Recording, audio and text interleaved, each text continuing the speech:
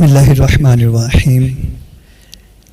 جعفر رضی اللہ تعالیٰ عنہ کی اولاد میں سے ایک خاتون کو اس کا خطرہ ہوا کہ ان کے ولی یعنی کہ جن کی وہ زیر پرورش میں تھی ان کا نکاح کر دے گا، حالانکہ وہ اس نکاح کو ناپسند کرتی تھی۔ چنانچہ انہوں نے قبیلہ کے انصار یعنی کہ انصار قبیلہ کے دو شیخ عبد الرحمن اور مجمع کو جو جاریہ کے بیٹے تھے کہلا بھیجا یعنی کہ خط بھیجا۔